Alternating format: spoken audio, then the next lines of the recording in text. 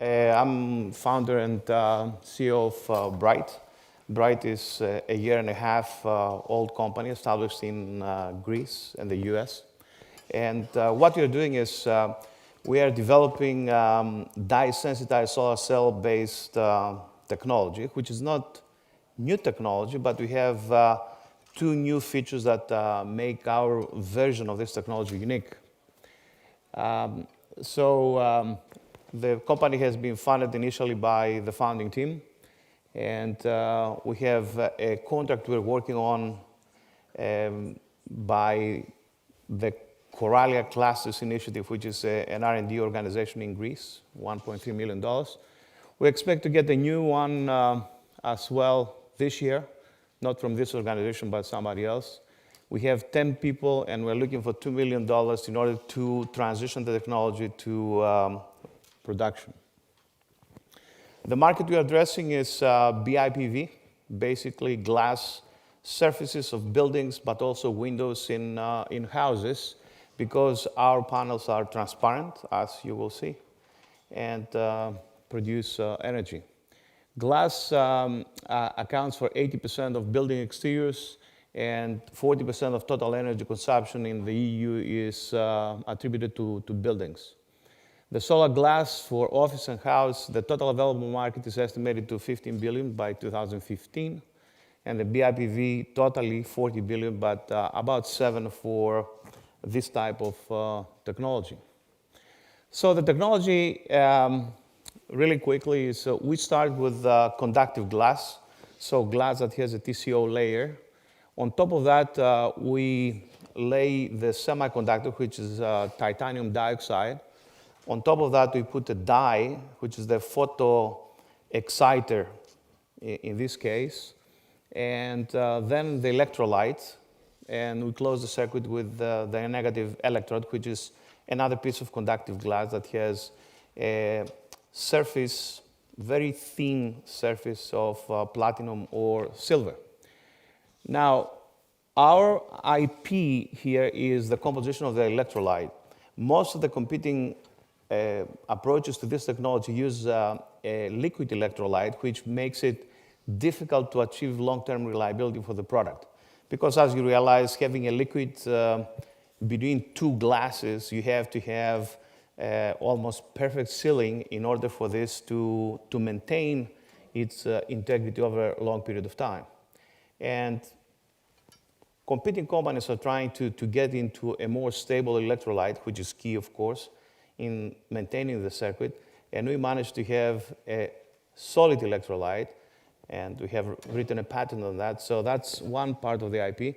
The other part is the way we do the manufacturing of the cell. And we managed to have the entire manufacturing process done with inkjet printing and oven baking for stabilizing the steps, which is very effective in terms of CapEx compared to conventional thin film manufacturing. And I know about that because before finding Brite, I was working for Applied Materials. And of course, you know, Applied Materials is a key player in the industry. So the product is this kind of window, which is a transparent window, small size here, but there are inkjet printers that can do up to Gen 8 right now, 5.7 square meter glass. And so it's transparent. There is an aesthetic effect. There is reliability because of the solid-state electrolyte. Operates with diffuse light from either direction, and also the light doesn't have to be solar coming from the sun. It also operates with this kind of light, so it is like an energy recycle type of circuit. And we're using only inkjet printing, glass substrate, and oven in the manufacturing of this. Our business model, we're not going to build a manufacturing line to build this thing ourselves. We are going to do it through a joint venture. We already have discussions with large glass manufacturing companies who are already doing TCO glass, so the first step of the material. We will license the technology to the JV and then supply the two key ingredients, which is the titanium dioxide in a form that is inkjet printable, which is not only the material, but there are some other chemical agents in there. And of course, the electrolyte, which is our patented IP. And then we may also take off part of the production and sell the end product. Competition, there are some great companies working in the same area, primarily Japan and Korea, and you see them. But they all try to get to the solid electrolyte to solve long-term reliability problems. And they are also targeting different niche applications. Some are automotive focused, some are building focused. The executive team, myself, my experience is through both industry and academia, and then the other two partners are coming from academia where they have invented parts of this technology. Where we are right now is we have proven the technology in the lab. We try to transition the technology into volume production, industrial level volume production. We expect to seed the market in towards the end of 2012, and then penetrate the market in 2013 and have volume sales by 2014. If there are any investors, we have a full business plan, of course, that has lots of financial figures and talks about the technology and the model. So the new funding we need is $2 million, and we need that in order to make industrial size product and have the product certified through TÜV in the way solar panels are certified. Of course, we have already funding that is running and is sustaining the company, and we plan to aggressively seek other funding. There are lots of opportunities opening in Greece right now through different organizations for clean tech funding, so that we leverage the $2 million we're going to raise in order without diluting the investors. Thank you. Thank you, Nick. When was this technology invented? Has it been around for some time? The technology itself has been around some time. It was invented by Dr. Gretzel in Switzerland.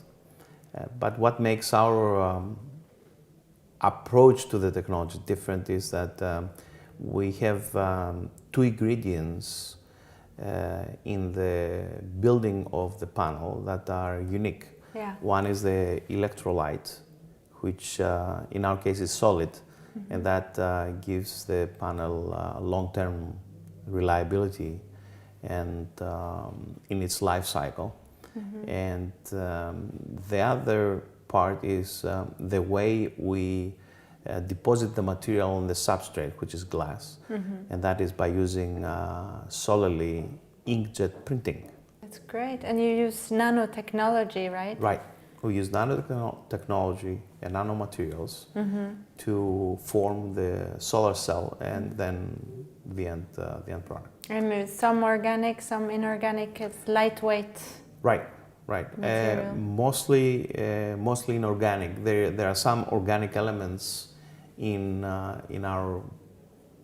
the chemicals we are using, but most of the elements are inorganic. They're easy to find. Supply of the materials is not an issue. They're not toxic in any major way, so it's a pretty clean manufacturing technology. And also, there's not any special requirements, environmental requirements for the manufacturing. No vacuum, no special clean room conditions in making. And enough of the resources to make it. It's not scarce. No. Okay. It's not scarce, and the cost is pretty low. So we expect the product to be, in terms of cost, to be close to the cost of heat-treated glass for energy efficiency. So are you planning to approach car manufacturers also to have them install these on their cars? I think the joint venture we are going to form in order to produce it in volume will do that, yes. Yeah. Car manufacturers and building companies, architectural firms, Yeah. and also the companies who make the frame, the window frame, in which the glass goes. Your role in the green economy, can you tell me? Well, our role is, we see ourselves as essentially producing a product that acts as an energy recycler, because our window works with solar energy, of course, but also with artificial light. And it doesn't really matter where the light comes from. It works from when the light hits the window on either side. Oh, wow. So during the night, when regular PV doesn't work, our product works with artificial light and essentially recycles part of the energy that the building draws from the grid back to the grid. Because the idea is, after you install those windows in a building, to connect them all together and eventually connect the energy producing power plant to the grid. And therefore, we see it as a recycling method of the energy the building expends back to the grid during the night. And of course, during the day, we draw energy from the sun and we produce electricity, which we propagate to the grid. Yeah. So the idea is to reduce to make the buildings more autonomous, to reduce the energy they consume from the grid, and take it from materials that are already installed in the building. Do you think we'll reach 100% renewable energy production in the near future? Or? That's a very lofty goal, I would say. I don't think 100% near future is feasible because of course, economic reasons. We need to reach grid parity first, and then of course we have to make sure that the grid becomes smart enough and we have storage technologies to be able to supply only with renewable, because renewable works only when the fuel, in quotes, is available. So in regular PV, the sun during the day, and in wind, whenever there is wind. But there are times when you don't simply have any you're not producing anything. Yeah. So there got to be some means of balancing the system, and 100% is probably a lot, I would say. But any advances we can make towards the European 2020 goal of 20%, that would be a great goal to achieve and help to the environment. Yeah. For you, what is clean tech? Well, for me, it's solar, of course, because that's what I'm doing. But clean tech is all the other renewable energy technologies, and also pollution avoidance technologies. I mean, clean tech is not limited to wind and solar, but also includes water, includes emissions reduction, energy efficiency, and all those things. Yeah.